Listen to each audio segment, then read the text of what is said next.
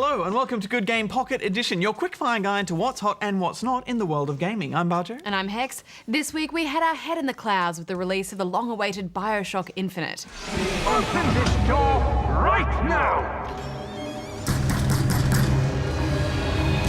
That review later in the show, but first up, let's get zergin with Starcraft Heart of the Swarm. This is the second part to Blizzard's Starcraft II trilogy, with this expansion of the campaign focusing on the xenomorph-like Zerg. It's about 20 missions in total, bringing in new units to the mix, as well as a raft of other tweaks to various aspects of the gameplay introduced in Wings of Liberty. This reminds me of the old days. On the face of it though, it's just more Starcraft. Yeah, no huge surprises here, just more of that meaty isometric view strategy, more story, and more of those jaw-dropping cutscenes.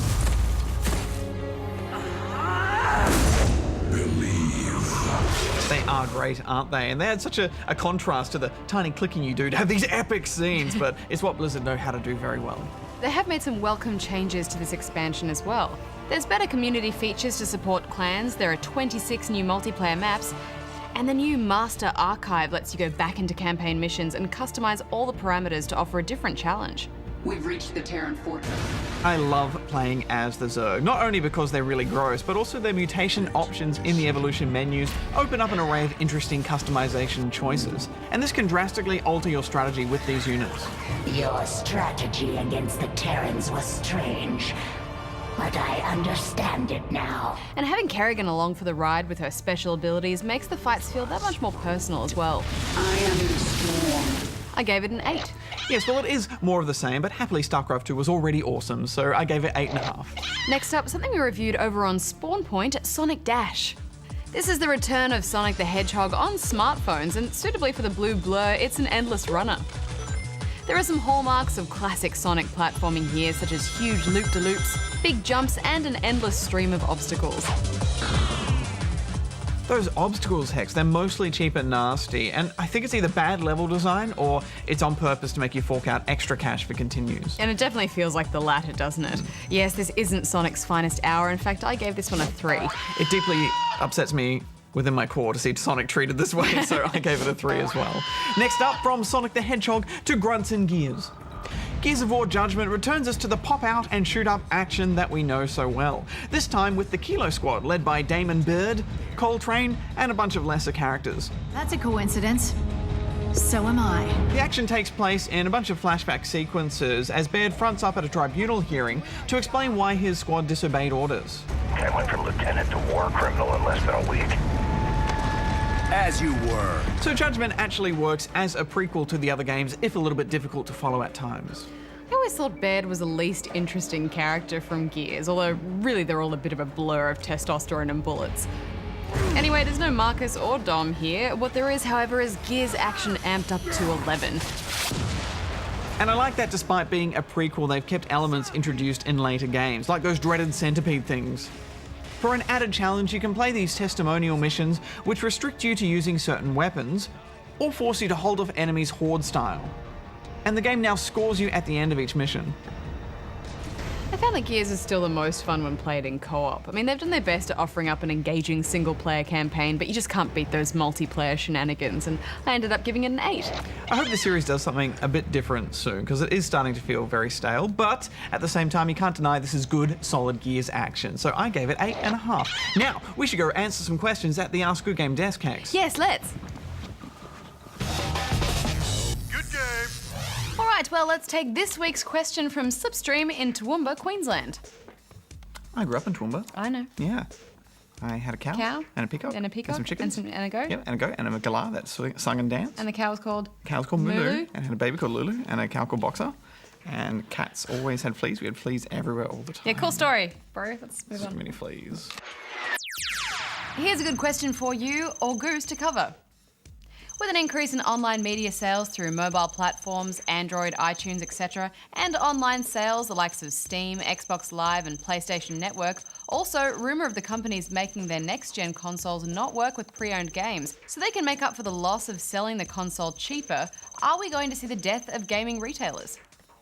Game Australia has gone, and now GameStop Inc., owners of EB Australia, are forecasting a closure of 500 to 600 stores in the US due to a 4.6% year decrease in revenue and a 4.4% decline in sales over the 9-week holiday period for all areas of new hardware, new software, and pre-owned products. Well, Slipstream, as digital distribution increases and becomes more popular, and as our internet speeds improve, I think we will see less and less dedicated gaming shops, and games will eventually only be in shops which diversify and sell more than just games. Yeah, and looking long term, it's entirely likely that everything will become digital. It means cheaper distribution. I mean, think about it, no box, no freight costs, no storefronts. In the long run, consumers may benefit from that. As for the rumours, and they are just rumours of next-gen consoles not working with pre-owned games, all the leaks about the Xbox seem to be implying that this will be the case. Yeah, but we do know that the PS4 won't block pre-owned games, and Microsoft would be shooting themselves in the foot if they did.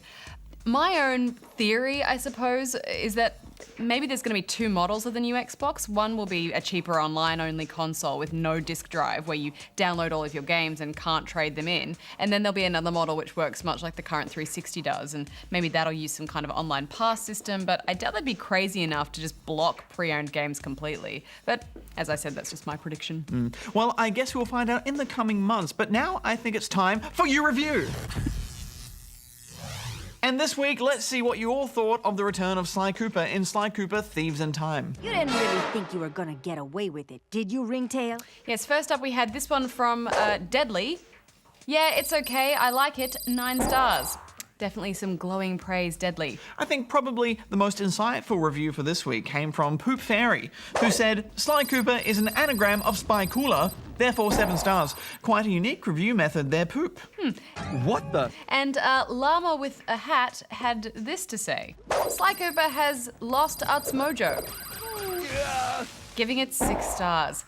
No Sly mojo makes for one sad llama, from the sound of it. And Ross Bros seemed to agree by simply saying, bad. Half a star, earning him the coveted harshest reviewer of the week. But PokeFan didn't seem to agree with the naysayers, adding, I love the Sly games, and handed out a perfect 10 out of 10 stars. Glad you enjoyed it, PokeFan. But that's it for your review this week, so back to the studio, Hex.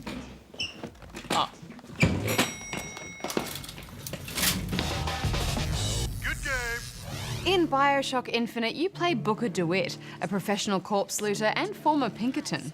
He's a man of questionable moral standing and has agreed to find a girl by the name of Elizabeth to wipe a debt clean. The city of Columbia seceded from the rest of the world to form their own society, much like Rapture in Bioshock 1.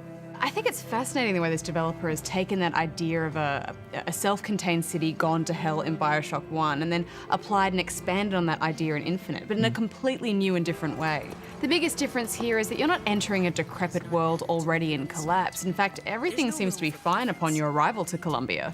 Yeah, Booker plays a more active role in what happens to the city, and as things start to fall apart and get torn down, you start to feel a bit of conflict about what you're doing in the game, which is fascinating subject matter. Each step you take in this world feels like it has meaning, either to excite you with combat, make you feel something to bring you closer to the characters, or to stir curiosity to drive the story forward and pull you along. This is one of those games which tells a story around you by what you observe and who you talk to, as opposed to directly narrating things to you. Once you rescue Elizabeth from her prison, things really start to shift as some of the more complex and cerebral ideas of the game begin to unravel.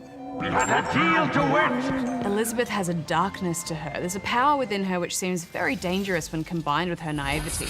Elizabeth is almost always with you, and occasionally will throw you ammo, health, salt for your magic, and even cash. Hey, catch! That'll do. The holes that she tears open might give you a turret or some ammo, or just a bit of cover. So there are lots of choices that you can make when you approach a fight. When those big heavy guys attack, you absolutely need to make use of everything you can. I mean, the best part is you don't have to look after her at all. I mean, this is a companion game where the AI is so good, you don't even have to think about what she's doing. She won't glitch out or get stuck. There's no babysitting. But we should talk about the abilities. My personal favourite is the Bucking Bronco, which launches enemies into the air. There's also Possession, which makes your enemies your ally for a period of time. You killed those people. It's so great to see more games finally exploring the seriousness and the consequence of death as a theme. Yeah, and I don't think every FPS needs to do it, but I always appreciate it when they do, especially in a game like this where it's such a colourful looking game, but it has this really dark underpinning. And when you get the skyhook, you're able to move between levels in such a fluid way, it's wondrous. Yeah, the whole city is a work of art, isn't it? I mean, you could actually go through each room and examine the meaning behind each piece of architecture or statue, or just why the light's hitting it in a certain way. We played this on PC, so we don't know how it's going to look on console, but as you can see, it's just beautiful at every turn. I just wish we could talk about the last hour of the game, Barjo. Such a spectacular finale that'll explode your brain. I had a brilliant time with this. I gave it 9.5 out of 10 rubber chickens. It's one of the finest FPS experiences I've ever had, so I gave it 10 out of 10 rubber chickens. Well, that's it for this week's edition of Good Game Pocket. Hopefully you got your gaming fill. Remember to join us on Tuesdays for a full-length episode of Good Game. We've got a special episode for you this week. Barjo, Goose and I are going to battle it out to determine gaming's greatest decade. Not really a fair fight, though, because obviously it's the 90s. Well, we'll see about that, I think. Till next time, may all your games be good ones. Hex out. Barjo out. Could be the noughties. You don't know. Could be the 80s.